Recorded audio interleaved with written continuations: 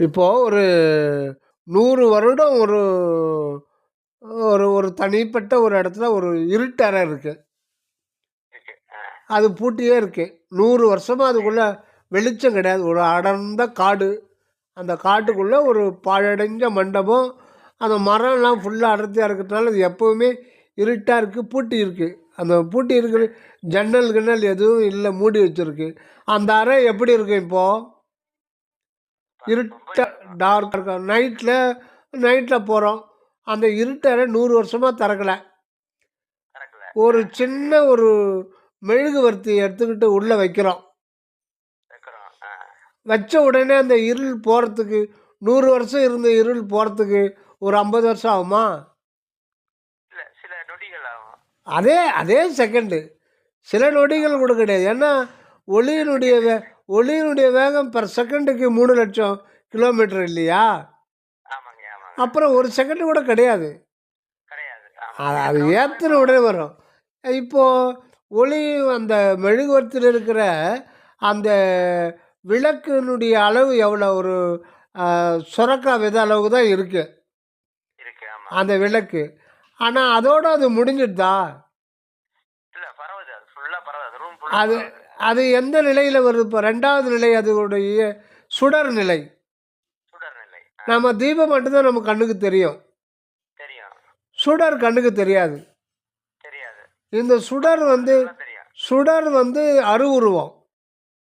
சுடர் வந்து அருவுருவம். அருவுருவம் நம்ம கண்ணுக்கு தெரியாது. தெரியாது. ஆ, ஆனா நமக்கு கண்ணுக்கு தெரியும். அந்த செவுரு தெரியும். அழகுற பொருள் தெரியும். மங்கலா தெரியும். ஆமா. அதாவது மங்களம். அதனுடைய வெளிச்சம் கம்மியா இருக்கிறதுனால, அது போதாது. இருந்தாலும் அந்த அறையில இருக்கிறது எல்லாமே தெரியும். தெளிவா தெரியாது. தெரியும். பட் கண்டிப்பா. தெரியும். ஆமா, ஆமா. அப்ப அந்த சுடர் வந்து அந்த செவுரு, பொருளு எல்லாத்தையும் மேலேயும் பட்டு ஆ. பிரதிபலிக்குது நம்ம கண்ணுல. கண்ணுல. ஆ. அப்போ அந்த பொருளெல்லாம் தெரியாம இருந்தது. தெரியாம இருந்தது. இப்ப நம்ம கண்ணுக்கு அந்த பொருளு, அந்த சவரு, நிறம் எல்லாம் தெரியுது. அது ஆ. அது எதனால தெரியுது? அந்த ஒளினால தான் தெரியுது. சுடர். ஒளியிலிருந்து சுடர் சுடர்ல வருது. இருந்து வர ஒளியில தான் தெரியுது. ஆ. அந்த சுடர் வந்து அந்த பொருள் மேல பட்டு, இப்ப அந்த ஆ. பொருளினுடைய வண்ணத்தையும், வடிவத்தையும், தூரத்தையும் நமக்கு உணர்த்துது. எது உணர்த்துது? சுடர் தான் உனக்கு. சுடர் உணர்த்துது. அந்த சுடர் என்னவா மாறுது இப்பன்னா, அது ஜோதியா மாறுது. ஜோதியா மாறுது. பொருள்கள் மேல பட்டு வந்து நம்ம பொருள் இருந்த இடத்துல இருக்குது. அது இருக்கு. அது நம்ம கண்ணுக்குள்ள வரல. வரல. இப்ப அந்த சுடரு அந்த பொருள் மேல பட்டு ஜோதி வடிவம் தாங்கி நம்ம கண்ணுக்கு வருது. ஆமா. ஜோதி இ வடிவதாகி வருது. ஆமா. இது 3ம் ஒரு நிலை. இது புறத்திலயும் இருக்கு, அகத்திலயும் இருக்கு. அகத்திலயும் இருக்கு. ஆ. அது வந்து அருள் விளக்கே, அருட்சுடரே, அருட்ஜோதி சிவமே. அது ஜோதி. விளக்கு, ஆமா. சுடர், ஜோதி. ஜோதி. ஜோதியே, சுடரே, சூழ் ஒளி விளக்கே. இது மணிவாசகர் சொல்லுவார். சரிங்க, சரிங்க. ஜோதியே, சுடரே, சூழ்வொளி விளக்கே. அவரு புறத்திலிருந்து உள்ள போறது அந்த இது வந்து ஆமா. உள்ள இருந்து வெளியில வர்றது. வெளில. ஆக்சுவலா அப்படிதான் இருக்கு. அதாவது அந்த விளக்கு நிலை ஆக்சுவலா விளக்கு நம்ம பார்க்குறோமே தவிர, ஆ. அருள் விளக்குன்றது பார்க்க முடியாது. அது அருவம். அது அருவம். அது அருள் அருவம். பார்க்க முடியாது. அதுதான் இதுக்கும் அதுக்கும் வித்தியாசம். புறத்திலையும் விளக்கு, சுடர், ஜோதி நிலை இருக்கு. புறத்துல இருக்கிற அந்த தீபத்தை நம்ம கண்ணால பார்க்குறோம். அங்க அங்க உள்ள அகத்துல அருவமா இருக்கு. அகத்து வந்து அருவம், அருவுருவம், உருவம். அதாவது உருவம். அகத்துல நம்ம தலைக்கு நடுவுல அது ஒரு வெளி அருட்பெரு வெளியா தான் இருக்கு அந்த விளக்கு. அதை கண்ணால பார்க்க முடியும். பார்க்குற ஒண்ணும் கிடையாது. ஆனா அதுலேருந்து கிடையாது. வர்ற சுடர் வந்து அருவுருவம். அதுதான் நமக்கு சூக்கும தேகமா இருக்கு. சூக்கும தேகமா இருக்கு. அதுக்கப்புறம் அதுவே விரிந்து தான் நமக்கு உடம்பா இருக்கு. உடம்ப நம்ம பார்க்குறோம். அப்ப அந்த உள்ள இருக்கிற அருவம் தான் இந்த உடம்ப எல்லாம் வந்து சதை, ஆமா, கிட்னி, ஆமா. லிவர் எல்லாத்தையும் உற்பத்தி பண்ணுது. ஆமா. அது 3 நிலைகள். அந்த இறைவனுக்கு 3 நிலைகள். அருவம், அருவுருவம், உருவம். உருவம். உள்ளொளி, உயிர், உடல். இது கடவுளுடையது தான். கடவுளுடையது தான். எதுக்கு சொல்றேன்னா, இப்ப சூரியன நம்ம தான் உதாரணத்துக்கு எடுத்தோம். சூரியன் வந்து அது வந்து ஒரு விளக்குன்னு வச்சுக்கங்க. சரி. அது எங்கேயோ 15 கோடி கிலோமீட்டர் தொலைவில் இருக்கு. இருக்கு. நமக்கு பந்து மாதிரி தெரியுது. தெரியுது. அதோடு அது இருக்க வேண்டியதானே. அது அதனுடைய இது இந்த சூரிய குடும்பம் எல்லை வரையில் அதனுடைய வெளிச்சம் போதில்ல. ஆமா. அண்ட வெளியெல்லாம் பரவுது. பரவுது. சுடர். சுடர் அதுக்கு பேர் சுடர். சுடர். சுடர் சுடர் இல்லாத ஒரு சூரியன் இருக்குமா? இல்ல, கண்டிப்பா இல்ல. இருக்காது இல்லையா? அது சூரியன் என்கின்ற ஒரு விளக்கு அல்லது ஒரு தீபம் எப்படின்னா வச்சுக்க, அதனுடைய இயல்பு சுடர் விடுதல். விடுதல் அதே மாதிரி தான் இருக்கிறேன்ற ஒரு உணர்வு இருக்கு இல்லைங்களா? அது சுடர். இது வந்து அது சுடர். அது யாருடைய சுடர்? இறைவன் அங்கு இருக்கிறாரு. அவருடைய இயல்பு வந்து சுடர் விடுதல். அவருடைய இயல்பு இந்த சுடர் மூலம் தான் அவருக்கு அனுபவமே கிடைக்கும். அவருக்கு அனுபவம் இந்த சுடர் இல்லைன்னா அவருக்கு அனுபவம் கிடையாது. அந்த சுடரை வந்து எப்படி நம்ம சுடரை இப்போ நீங்கள் வந்து அந்த வெளியில் சூரியனை பார்க்குறோம். அந்த சுடரை நம்ம பார்க்க முடியாது பொதுவாக. ஆனால் சில நேரங்களில் பார்க்கலாம். எப்படி பார்க்கலாம்னா, இந்த கிராமத்துங்கள்லாம் ஒரு விசேஷம்னா அந்த காலத்தில் பந்தல் போடுவாங்க. அந்த பந்தலில் நடுவில் சின்ன ஓட்டம் இருந்தாலும் அது வழியாக அது வரும். அப்போ அதை பார்க்கலாம். அந்த நேரத்தில் தான் உங்களால் பார்க்க முடியும். மற்றபடி ஓப்பனாக இருக்கும்போது பார்க்க முடியாது. அதனால் அந்த அருவுருவ பிரணவ தேக்கத்தில் பார்க்கவும் முடியும், பார்க்காம இருக்க முடியும். ஆக்சுவலாக அது வந்து பார்க்குறவங்க புறத்தில் இருக்கிறவங்களுக்கு தான் அதை பார்க்குறதே தவிர நாம் அதை பார்க்கறது கிடையாது. நம்மது வந்து அது ஒரு உணர்வு தான். அது இருக்கிறேன்றது அது ஒரு உணர்வு தான். அது வந்து புருவ மத்தியிலேருந்து அது ஒரு ஹெட் ஆஃபீஸ் வந்து புருவ மத்தியில் தொடங்குது. சிற நடுவில் இல்லை சிற நடுவில் தொடங்கி உடல் முழுதும் அது சுடராக வியாபித்து நிற்குது. அதை நம்ம பார்க்க முடியாது. அது உடல் முழுதும் ஒரு உணர்வாகவே இருக்கும். இப்போ நீங்கள் காலில் ஏதாவது ஒரு பூச்சி எழுதுன்னு நீங்கள் உணர்ந்துக்கிறீங்களா? அது காரணம் எதுன்னா உடம்பு கிடையாது. அது உள்ளே இருக்கிற அருவுருவ சூக்கும் உடம்பு உணர்ந்துக்குது. ஆனால் உடல் இல்லைன்னா அது உணர முடியாது. உடல் மூலம் தான் அது வயா. ஆமாம், அதுக்கு எவிடன்ஸு தான் உடம்புல வந்து செல்கள் மூலமாக அது வந்து மெசேஜாக பாஸ் ஆகி அது தலைகிறது போய் அது உணர்ந்துக்குது. அதாவது இந்த உடல் முழுதுமே ஒரு உணர்வுனால் ஆனது தான். இது கம்ப்ளீட்டாக அது வந்து அக்செப்டபிள் ப்ரூவ் பண்ணுற அளவுக்கு அது வந்து ஸ்பிரிச்சுவல் சயின்ஸு தான் வரலாறு சொல்லியிருக்கிறது. சயின்ஸை தனியாக ஸ்பிரிச்சுவாலிட்டி தனியாக பிரிக்கலாம் முடியாது. சயின்ஸ் வந்து இறைவனுக்கு எதிரானது கிடையாது. எல்லாமே அதுக்குள்ளேருந்து வந்தது தான். இருக்கிறதே இவங்க கண்டுபிடிச்சிக்கிறாங்க, அவ்வளோதான். இவ்வளோ நாள் தெரியாமல் இருந்திருக்கோம், இப்போ கண்டுபிடிச்சிருக்காங்க. இந்த சயின்ஸ் எல்லாமே அதுக்குள்ளே அடக்கம்தான். எதுக்கு சொல்கிறேன்னா இருக்கிறேன்ற அந்த உணர்வு வந்து அதை தான் நம்ம உற்று நோக்கணும். அந்த இடம் எங்கே இருக்குது? அதுதான் புருவ மத்தி தற்காலிகம்தான்.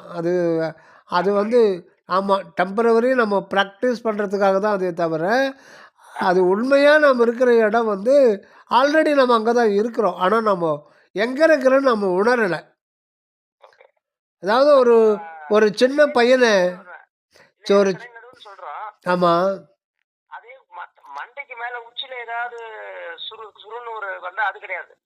அதெல்லாம் சுறுசுறு துரு அப்படின்லாம் சில மருந்துகளில் சொல்லுவாங்க.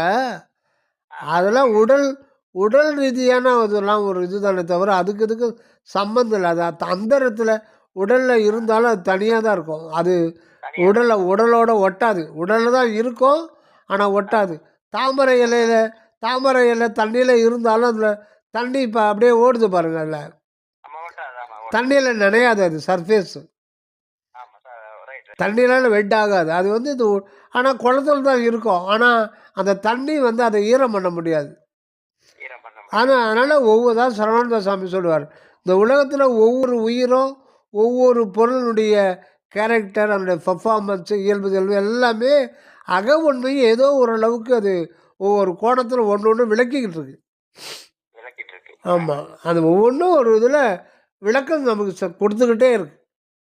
கொடுத்துட்டே இருக்கு. ஆமாம், அதனால் சீரிடம் பெறுமோர் திருச்சிற்றம்பலத்தே திகழ் தனி தந்தையே நின்பால் சேர் இடம் அறிந்தே சேர்ந்தனன் அப்படின்றார். நம்ம சேர வேண்டிய இடம் வேறு எங்கேயும் கிடையாது. ஏற்கனவே ஆமாம், அந்த நிராதாரம் நம்ம வந்து அது வந்து ஒரு தொட்டு காட்டுன்றதுக்காக சிறநடு, அதுக்கு என்ட்ரன்ஸு புருவ மத்தியன்னு சொல்கிறோமே ஒழிய, அதுக்கு வந்து தெரியாது நம்ம சிறநடுவுன்னு இருக்குன்ட்டு. நாம் தான் சொல்லிக்கணும். அதுக்கு தெரியாது. அதுக்கு சிறநடுவில் அதுக்கு தேவையில்லை.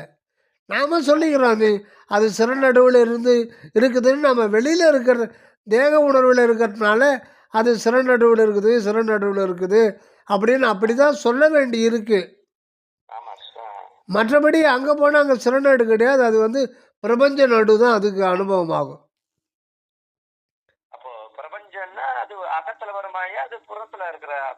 நம்ம வெளியில் ஆகாயம் பார்க்குறோம் இல்லைங்களா? ஆகாயம் இப்போ வட்டமாக தானே தெரியுது. இது வட்டம் வந்து அதுக்கு வட்டமே கிடையாது, எல்லையற்ற ஒரு வட்டம். நம்ம ஒரு பேப்பரில் வந்து ஒரு பெரிய வட்டம் போடுறோம். வட்டம் போட்ட பவுண்டரி, அது ஒரு கண்டம். ஆனால் இது வந்து அகண்டம், அது எல்லையெல்லாம் கிடையாது.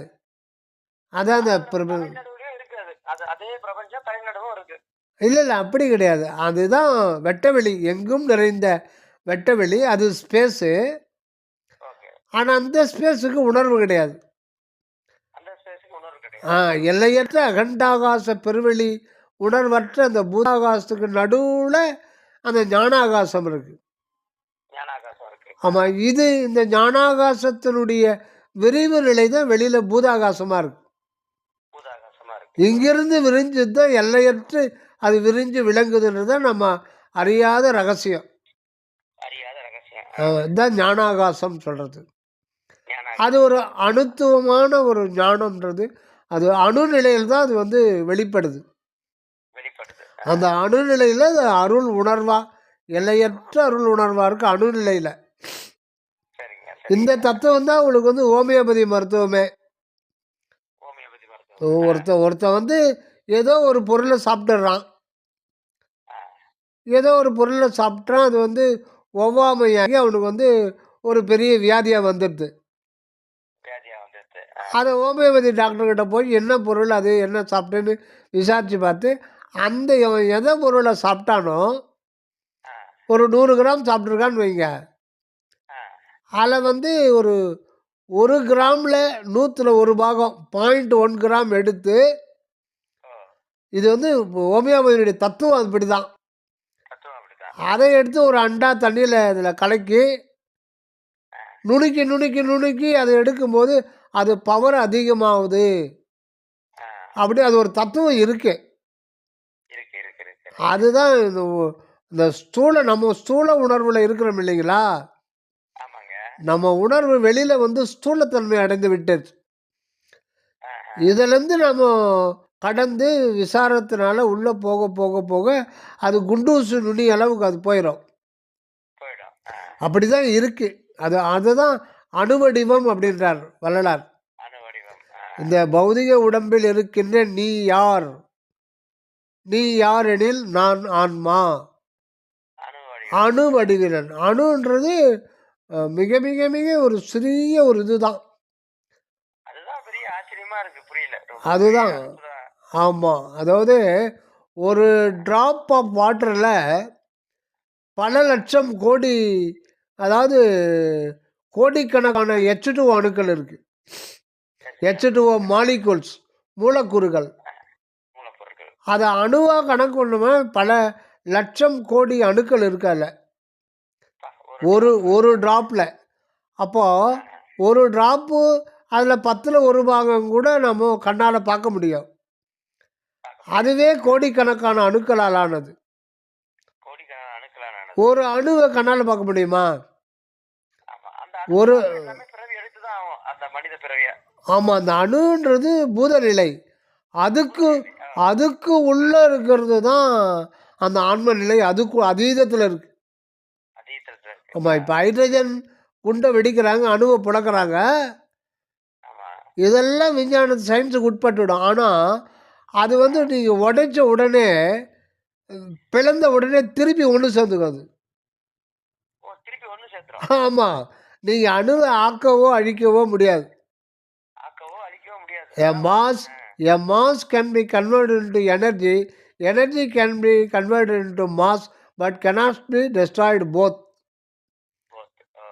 அதனால் திருப்பி வந்து அது இது புரோட்டான், நியூட்ரான், எலக்ட்ரான் உடைஞ்சி வேற ஒரு அணுவாக மாறிடும்.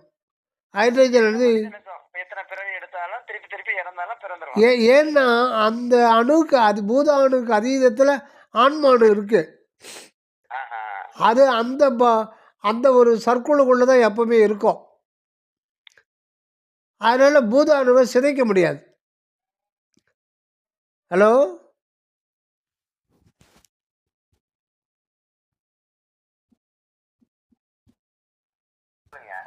அதனால் பூத அணுவை வந்து சிதைக்கவே முடியாது. அப்படி சிதைச்சாலும் உடனே அது வந்து இதாகிடும், வேறு ரெண்டாக பிளந்து 2 அணுவாக மாறிடும். அந்த மாதிரி ஒரு இயற்கையில் இருக்குது. எதுக்கு சொல்கிறேன்னா, இந்த உணர்வு ஆனது நம்முடைய இப்போ இருக்கிற இந்த ஸ்தூலத்தன்மை அடைந்து விட்ட இந்த உணர்வானது உள்ளே போக போக போக சூக்குமத்தன்மை அடைய அடைய கடைசியில் அது கடவுள் உணர்வாக மாறிடும். அதான் கடவுளுடைய உணர்வுன்றது அருள் தான் கடவுளுடைய உணர்வு. அதை ஏற்கனவே அப்படி தான் இருக்கு. நமக்கு அனுபவத்துக்கு இன்னும் வராமல் இருக்கு, அவ்வளோதான். அது எப்போ நாம் பக்குவம் அடைகிறோமோ அந்த உணர்வு நமக்கு அனுபவம் ஆகிடும். அதை தான் தன் கையில் பிடித்த தனி அருட்ஜோதியை என் கையில் கொடுத்த தனிப்பெரும் தந்தையே அப்படின்னு சொல்கிறது இதுதான் அர்த்தம். அப்போ வந்து ஏன் நம்ம இப்போ முதல்ல தியான முயற்சி இந்த மாதிரி ஜீவகாரண்ய முயற்சி செய்யணுமா? ஆமாம்மா, வழியை முதல்ல தேடணுமா? அதான் நீங்கள் புறத்தில் பரோபகார பணி சூழ்நிலைக்கு ஏற்ற மாதிரி பொருளாதாரத்துக்கு ஏற்ற மாதிரி பண்ணிவிட்டு அதே நேரத்தில் வந்து நம்ம உள்நிலையை நம்ம பெற்றுக்கொள்ளதான் முதல் வேலை. ஆமாம், அந்த உள்நிலையில் இருந்துக்கிட்டு தான் நம்ம வந்து பரோபகார பணி பண்ணணுமே தவிர, அதே மாதிரி பரோபகாரம் ஒரு டைமு, சத்விசாரம் ஒரு டைம்னா கிடையாதுன்னுவார் சரவானந்த சாமி. சத்விஸ் ஒரே நேரத்தில் கரெக்ட் பேரலெல்லாம் நீங்கள் சத்விசார நிலையில் இருந்துக்கிட்டு தான் தீபகாருண்யமே பண்ணணும் புறத்தில். இல்லைன்னா அது புண்ணியமாக தான் மாறும். அது வந்து அதாவது தியானம் வந்து ஒரு தியானத்தில் நீங்கள் முயற்சி பண்ணுறீங்கன்னா அந்த முயற்சிக்கு ஏற்ற ஒரு உங்களுக்கு அனுபவம் யாருக்கு வேணாலும் கண்டிப்பாக இறைவன் கொடுப்பார். ஒரு இது வரும், அதுக்கு சரியான முறையில் பண்ணும்போது உங்களுக்கு ஒரு அனுபவத்தை, புதிய அனுபவம் கிடைக்கும். அந்த அனுபவத்தை தியானத்தை விட்டு விழிப்பு நிலைக்கு வரும்போது கூட அதை ஞாபகத்தில் தக்க வச்சுக்கணுன்றது தான் ரொம்ப முக்கியம். அப்போ வந்து அது சகச நிலையில் வந்துடும். அப்புறம் வந்து தியானம் தேவைப்படாது. இப்போ நீங்கள் இருக்கிறீங்க இல்லையா, நீங்கள் இருக்கிறதுக்கு ஏதாவது தியானம் பண்ணுறீங்களா? நீங்கள் இருக்கிறதுக்கு எதனா தியானம் பண்ணுறீங்களா? அதுதான், அதே தான் இந்த ஒரு விசாரம் தான். நம்ம என்ன எதுவாக இருக்கிறோமோ அதுவாக இருக்க போகிறோம். அதுக்கு ஒரு பண்ணுற ஒரு ஆரம்ப கட்ட முயற்சிக்கு பேர் தான் தியானன்றது. தியானம் எப்போவும் தேவைப்படாது. தியானன்றது எப்போ தேவைப்படாது. இப்போ வரலாறு தியானம் பண்ணிட்டா இருக்காரு. தியானம் பண்ணுறது தன்னை அறிதல் வரைதான். தன்னை அறிவருக்கு தியானம் எதுக்கு? மாடிப்படி ஏறிட்டோம், திருப்பி நம்ம இறங்கவே போதலை அப்படின்ற பிறகு ஏன் எது தேவைப்படாது இல்லைங்களா? பண்ணணும். அது ஆரம்ப கட்டத்தில் அது சாத்தியம் கிடையாது.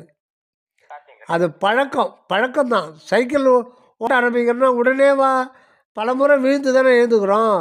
கண்டிப்பா கண்டிப்பாயா கண்டிப்பா. அப்புறம் இப்போ கை விட்ட ஓட்டுறான்ல. ஆமா ஆமா. பைக்கில் காலையில் வாக்கிங் போகும்போது ஒருத்தன் கையை விட்டுட்டு அது பாட்டுக்கு போயிடுது வண்டி, பட்டன் போட்டுக்கிறான் ஸ்டைலாக. கண்டிப்பாங்க அடப்பாவி! கண்டிப்பா. அது அதுக்கு ஒரு அவசியம் இல்லை. எதிரில் இருக்கிறவங்க பார்க்கணும், பாரு நான் கை விட்டு என்ன வேணாலும் பண்ணுவேன்ட்டு. ஆமா என்ன பண்றேன். நமக்கு நமக்கு கொலை நடுங்குது. அது கொஞ்சம் அசைய நம்மளால வந்து ஏற்றுருவானே. ஆமாங்க. சில நேரங்கள்ல ரொம்ப நாள் நம்ம வந்து மன உளைச்சல்ல பல ஆண்டுகளா வீட்லயே இருக்கும்போது அப்படி வெளியில போகணும்னு ஒரு ஆசை வரும். அதான் வெளியிலன்னா சுத்தி சுத்திக்கோ படத்துக்கோ இல்ல. இப்போ இன்னொன்னு என்னன்னா இந்த மாதிரி ஏதாவது சுற்றுலா அந்த வள்ளலாரோட மடம் ஏதாவது தங்கறதுக்கு 2 நாள் போய் தங்குற மாதிரி ஏதாவது இருக்குங்களா? திருவள்ளூரோ அவுட்டர்லயோ ஏதாவது இருக்குங்களா? நீங்கள் இப்போ இங்கே பிற்கு கரடியிலே வந்து தங்கிக்கலாம் தான். ஆனால் ரொம்ப தொலைவு. நீங்கள் ஏன் அவ்வளோ இது பண்ணுறீங்க? நீங்கள் வெளியில் போக வேண்டிய அவசியமே இல்லை. பாபா கோயிலே போகலன்றீங்க. நீங்கள் அங்கே இருக்கிறே பெரிய தியான மண்டபமே இருக்காங்க. ஆமா அங்கே விட்டுட்டு ஏன் போகிறீங்க நீங்கள் வெளியில்? வெளியில ரொம்ப லாங்ல போக வேண்டாம். இதே போகலாம். நாமே ஏதோ ஒரு கட்டுப்பாடை விதிச்சுக்கிறோம். யோசிச்சுக்கிறோம். வெளியில் போனால் மனசு அடங்கணும். மனசு இடம் மாற்றம் செய்யறதுனால மனதெல்லாம் அடங்காது. அடங்காது. நம்ம உள்ளே தான் சத்விசாரம் உள்ளே தான் நடக்கணுமே தவிர, புற சூழ்நிலை, புற இடங்கள் நமக்கு வந்து தியானத்தை ஏற்படுத்தி, மன ஒருமையை ஏற்படுத்தி கொடுக்கும்னா, எல்லாருமே அந்த குறிப்பிட்ட இடத்துக்கு போயிடுவாங்களே. ஆமாங்க. ஆமா ஆமா.